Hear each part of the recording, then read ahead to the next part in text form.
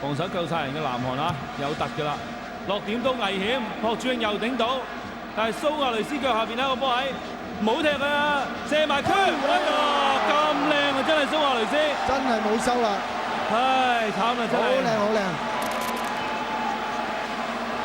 角度刁轉成咁，呢個波就非龍門所能挽救啦。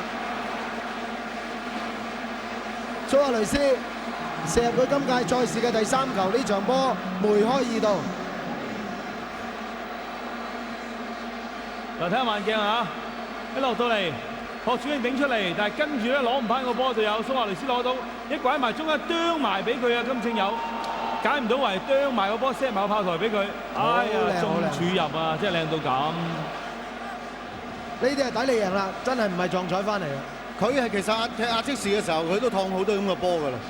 佢係真係專睺住啲咁嘅即係 K 角位射嘅啲波，好醒嘅。其實蘇亞雷斯射啲波，今次睺到一次，成場波得射手榜佢亦都上埋去並列第1位啦。嚟緊到最後呢10分鐘，又睇下呢隻亞洲之虎點樣咬翻轉頭咯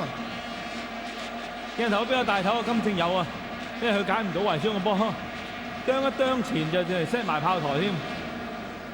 不過呢啲咁濕滑嘅場地啦，真係冇得怪。係，其實我諗佢都係想篤咗波去啊。咁啊，因為你知踢到呢段時間好多嘅變數，你篤個波又篤得唔夠力啊，或者啱啱個馬步又唔夠穩啊。睇嚟教練應該再換人添喎，南韓而家都係10分鐘。